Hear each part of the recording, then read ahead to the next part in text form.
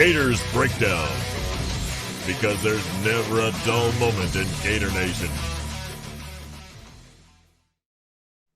Well, never a dull moment for sure. Surprise commitment right here from Wardell Mack. And a timeline we thought might be somewhere around here, but hey, never a bad thing when it might just happen a little early, couple days early, few days early. Wardell Mack, cornerback from Louisiana, commits to the Florida Gators. Welcome to Gators Breakdown. I am your host, David Waters. You can find me on Twitter at GatorDave_SEC. And yeah, that's what we're doing right here. Surprise episode, live episode. Thanks to everybody hopping on right here. The few live watchers on YouTube, hit that like button. Subscribe if you haven't done so yet. If you're watching the replay, hit that like button as well. If you're listening to it on your favorite podcast platform, subscribe there if you haven't done so yet. But some good news here on the recruiting trail once again for the class of 2024. Gators get another defender to add to the class, highly ranked defender to add to the class. We were wondering if he was eventually going to be in the class or not. We'll get into that right here on this episode of Gators Breakdown, but plenty to get into right here with Wardell Mack. Not a long episode, of course, right here. We're just kind of going over the commit and the recruiting class, where it sits so far with 22 commits right now for the class of 2024. And gotta like where this class is heading. I mean, hot summer, of course. As we dwindle down, we're here in August. Wondering when the next commitment might be, but here it is, Wardell Mack. We'll get into some other recruiting news and notes as well. Not too much right here, but fall camp in full swing. But hey, a good buddy David Sertiquist put out the meme out there, but you guys, you know where we're going with this. It's always recruiting season. So there we go. Gators get one right here in the middle of August, about 2.5 weeks away from the opener versus Utah. Always recruiting season. So, all right, everybody, join Gators Breakdown Plus if you haven't done so yet. So much more going on there right now, doing so many of those chats with the members there. You guys got a great preview of that last week. If you want to take part in a lot of those chats that we host, like I said, we're probably hosting one about once a week now, and definitely once a week during the season. But right there at Gators Breakdown Plus, link is in the description. You get all of those ad-free episodes, extra episodes, Q&A, giveaways, all that good stuff right there. Gators Breakdown Plus. And also Florida Victorious, 20% off your first month using promo code GatorsBD. That gets you access to the great things Florida Victorious is doing right there with the roster and NIL. GatorsBD is your promo code. Link to the description. The Florida Victorious is in the description as well. So, all right, everybody, you know how we do it. Let's get to it. Hey, Gator Nation, we got to commit, and in this time, let's go to the state of Louisiana. Wardell Mack.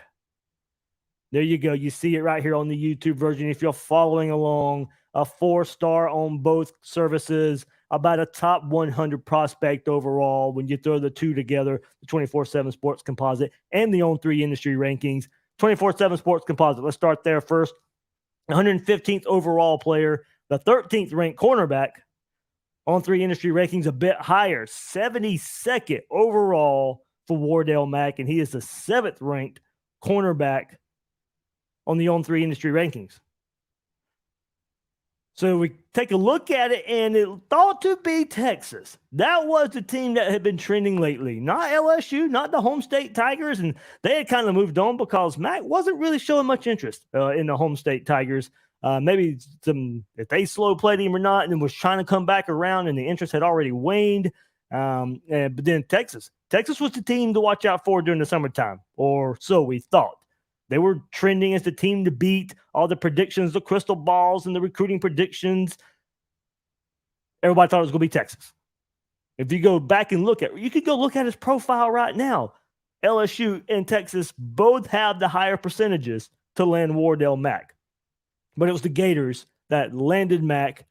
Florida got that final visit before that decision, and we kind of heard about it when he was visiting Gators for the barbecue at the end of July. That okay, Florida's trending here now, but no, outside of Florida, oh no, Texas. This is gonna be Texas. Florida's the team that won out. And remember, go back to that last weekend, guys. At first, I thought he was going to visit LSU and Florida. when he visited Gainesville for the barbecue. But no, Florida was his only visit. He did not make that trip to LSU and only visited Florida. Florida State, Texas, they landed official visits in June. Hasn't visited LSU that we know of since April.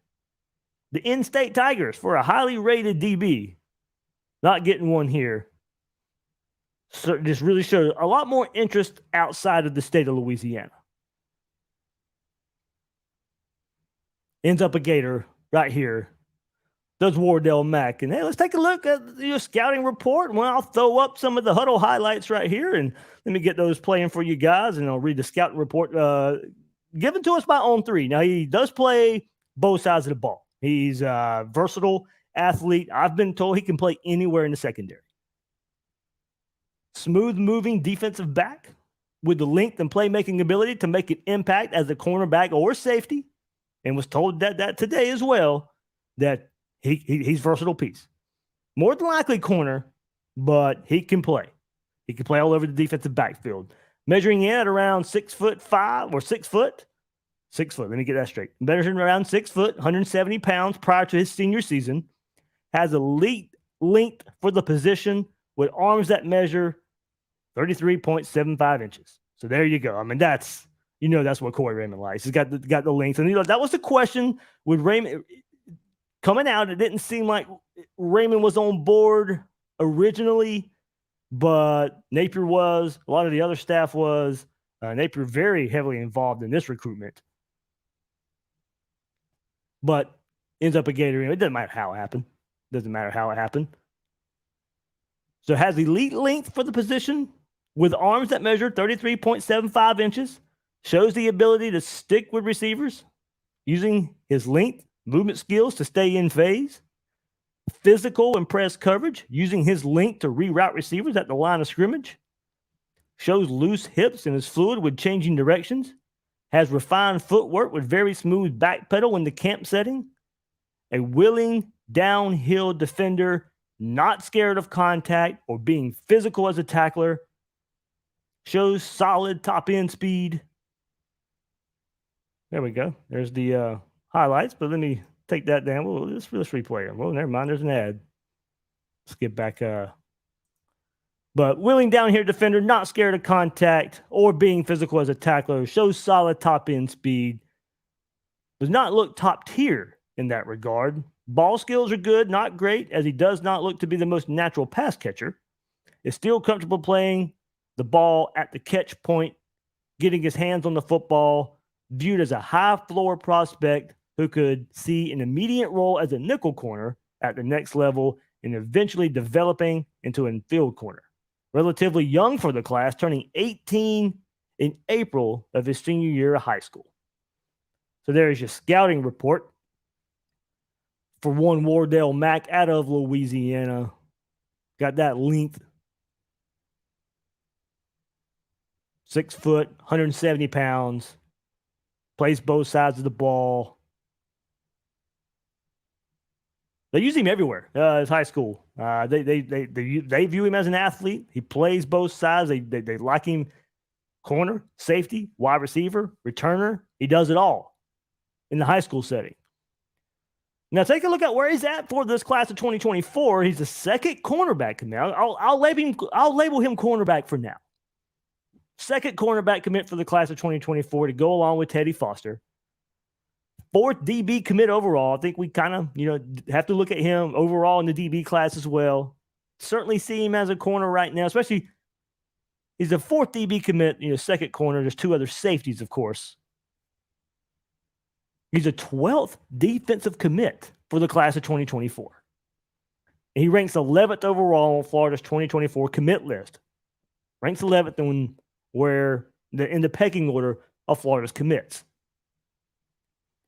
So I know the big question, and this is kind of following the storylines of over the weekend, where we hear Zay Mincy and Miami smoke, and maybe something was going to happen on Sunday. Well, that didn't happen.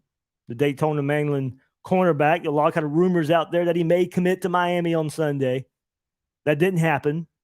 And then the report comes out Today on Monday, 24/7 Sports had it, but I believe now that it's come out that Mincy's not going to decide until, let me make sure I get this right. I don't want to put the Mincy will not announce a college decision until January 6th at the All-American Bowl. Now, I wasn't thought he was going to make his decision before senior season started.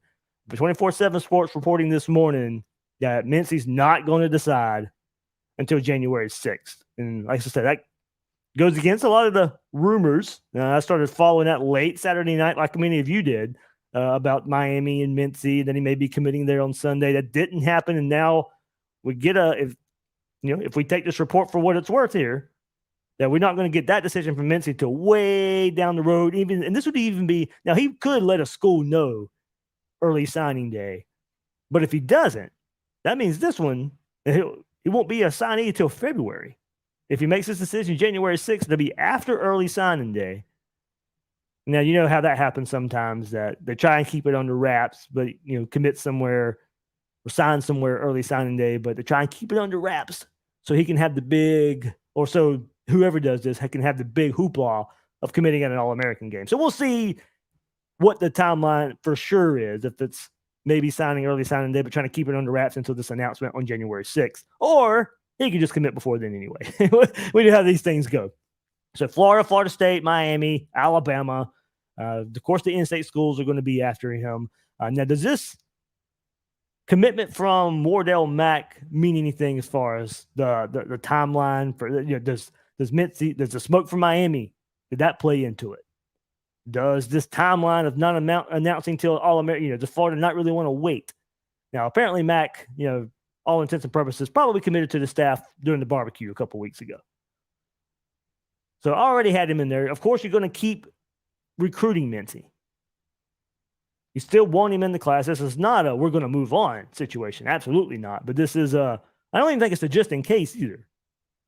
I mean, when he supposedly silent committed to the staff a couple of weeks ago, I mean, Florida's still all in on Mincy. And still going to be the case. You're not moving on here. So hopefully, down the road, you add another defensive back to this class of 2024.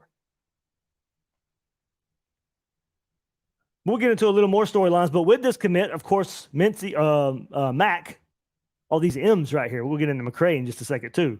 The 22nd commit for the class of 2024.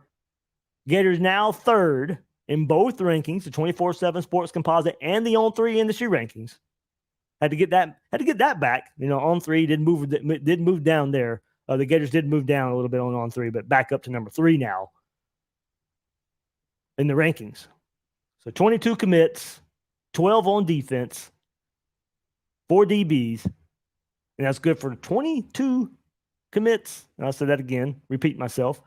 And then, like I said, third overall, 24/7 Sports and the On3 industry ranking. So we'll see where that goes there for the Gators and how they finish this. But LJ McCray, of course, the other Mincy's teammate at Daytona Mainland, report from him from 24/7 Sports about him this morning as well. Of course, Georgia, probably the biggest competition right now for Florida. Georgia battle in-state schools. Florida State, Miami still there as well. Auburn is probably a new team as well. He's going to take the official to Tallahassee on October 7th. Well, FSU saving a lot of their official visits for the season. Florida had the official visit craze during the summer. We'll get into that in just a second too. But it does. If not Florida's Georgia right now, I don't know exactly where that one leads and where he leans right now. Hard not to see Georgia as the leader. At the same time, hard not to see Florida as the leader in some ways as well. So we'll see if there's a timeline on that. But if he's going to take that official visit to FSU in October, maybe not a before the season timeline for LJ McCray. Maybe he's going to sit there, take his visits, and then decide as well. So we'll see what that means. Not a package deal either for McCray and Mincy. We'll see what that means down the road for both those guys. I saw it asked, and let me go back towards the top. I know I was going to be talking about that anyway. Brad does ask, how many spots are left for the Gators 24 class? How many more are they going to take? I'm hearing 24, 25, and leave a few spots for transfers as well. So when you go back and look at it, total it all together about 28. So 24, 25 high schoolers, 3-4 spots for transfers after that as well. So had a conversation about that actually over the weekend. So that's good that we're on the same page there. Brad also asked, how are we looking for other top priority targets? McCray, Mincy, and Seaton. Jordan Seaton, the offensive lineman, right there. Just talked to McCray. Just talked about McCray and Mincy. But for Seaton, I think there's some good feelings there as well for the Gators and the offensive lineman. Big time, highly ranked offensive lineman there. Jordan Seaton, IMG. Be great to get him on the fold. I think there's some reasons for optimism there. We'll see where that one goes. But I feel good about that one right now.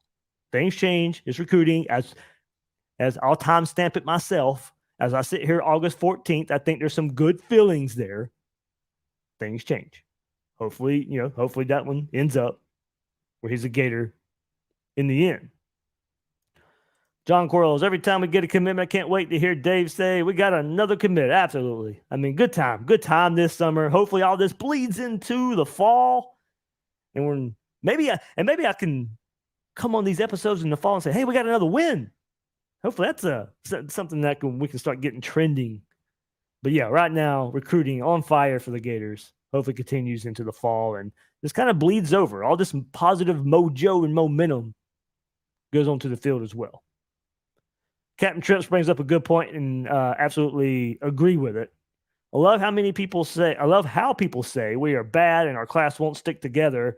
People don't consider we were 6 and 7, have a top 5 class right now. Absolutely. Coming off two 6 and 7 seasons in a row and still recruiting like this. And I think I've said it before. It's not like Billy Napier is going out there and selling these recruits for this coming 2023 season that we're going to go out there and win 10 games. And that's why they're committing. No. That's not how it works. He's not going out there and saying, oh, hey, go watch us win 10 games, and that's why you're coming to Florida. No, you can sell playing time. You can sell opportunity. Yeah, it's this whole – now don't get me wrong. I think it can have some effect if you go out there and stink it up, but that's why you want most of these guys committed in the first place. You're not going to have this mass exodus once they're already committed. Can it have some effect? Yes. I think if it does, the effect will be minimal. Would it still be top 5? Okay, maybe not. I don't think it would drop it out of top 10 by any means. Hopefully, we're not even talking about that in the end anyway. I go through a little bit more comments, and hey, I got to do some episode prep for tonight's live episode with Will Miles as we continue our fall camp coverage. So, kind of a tease there for tonight. Lots to talk about. We'll be discussing. RJ Moten spoke to the media recently. Trevor Etienne, Tyreek Sapp, all 3 guys good on the microphone. So be sure to check out next episode of Gators Breakdown for that. Let's see. Going through some of these comments before, and then one more thing I'll get to.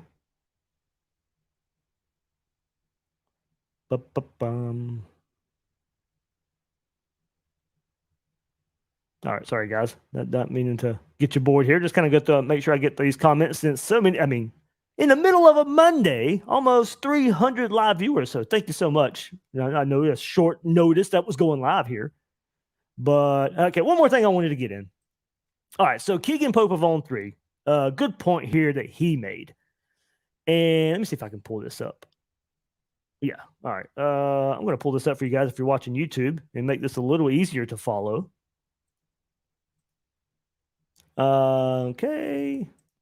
He brings up this good point. Of the 13 official visitors that Florida had on campus the weekend of June 16th, 11 are now committed to the Gators. 13 official visitors the weekend of June 16th, only 2 are not committed to the Gators. And 9 have come after that weekend.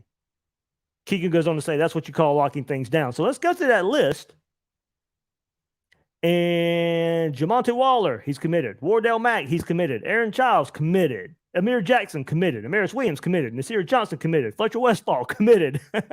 I mean, hey, you'll notice a trend. Every one of those are committed, and this is going by order of rank.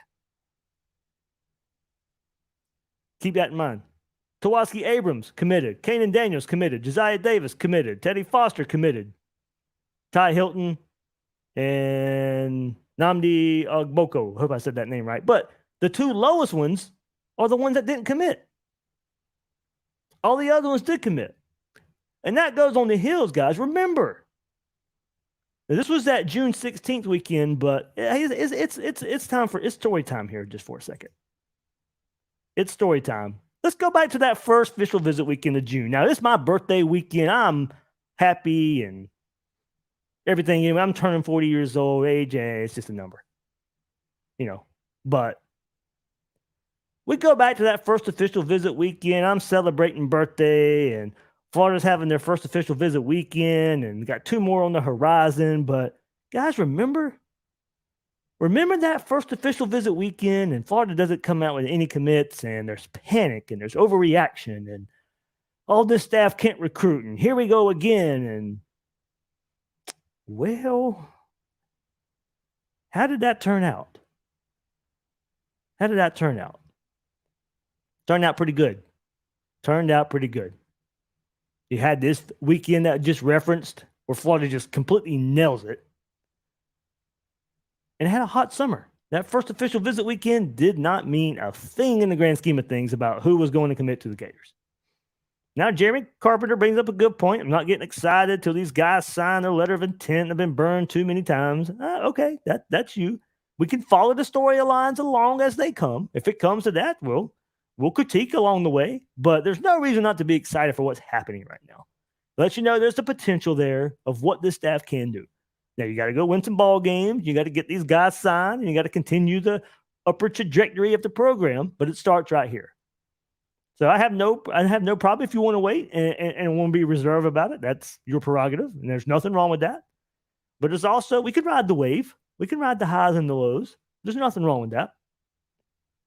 Nothing wrong with that whatsoever. But just let you know, let things play out a little bit. Maybe that's kind of going to the point where for Jeremy says too, we'll let it play out, and hopefully all these guys sign. But going back to that first official visit weekend, I tried to teach some patience. I said, let's let it all play out. And it played out pretty well. Since that first weekend of June. So really good. Really good stuff. Glad we had another commitment to talk about here. But Michael Stewart, I'll go to your question right here. You have two questions. You just pop up another one. Whoops, that one just. Let's see. Doing a Utah preview video soon. Yep, I was actually just thinking about that today of trying to schedule it all out. But yeah, not much time down the road. But yeah, that'll be coming about the week of the game. A little different this year. Start out on a Thursday, kind of messing all this whole schedule up. We got during the season, got this nice little set schedule, but here we go playing a Thursday night game. Wish that game was still Saturday, but that's another storyline. But messing with my schedule here. Michael Stewart also goes on to say, do you think Lagway has had this much of an influence on the recruiting trail? Maybe not directly as much as we initially thought. I mean, especially because of receiver, top board receiver recruiting. But yes, he's had an effect. Anytime you get that quarterback in, and a highly ranked quarterback, even if it's not direct of him going out there and saying, hey, come to Florida, you come to Florida, it still has that overall effect. So I do think there is an influence of just having a top-tier quarterback in the class, and it just bleeds down. It creates momentum, creates some hype. He's the staple. He's the linchpin of the class, even though he might not be the highest guy in the class right now. The most polarizing position. You got your guy. It certainly helped get Florida to a fast track to get this class started. All right, here we go. All right, that would do it. Like I said, I got to Mr. Bird, potential flips you've heard about or what we should keep an eye on. Not really. Nothing that sticks out right now that I want to come forward with a lot of confidence. Have I heard of some? Yes.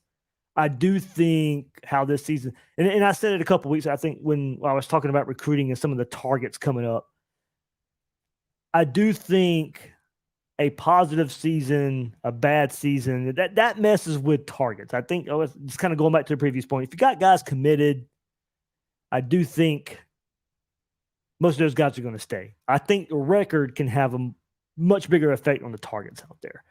So we'll see. I think Florida has a good season. I think you could see some flips. You could see some of these uncommitted guys hopping on board. But I don't think it's going to mess with commits too much. But yeah, some flips down the road there. Jeremy King brings up status on Evans. I'm assuming you're talking about Dalen Evans, the defensive lineman from Texas who's committed to Texas A&M. Still in communication is Florida. Still some interest. That one seemed to have screeched to a halt after his visit in the summer.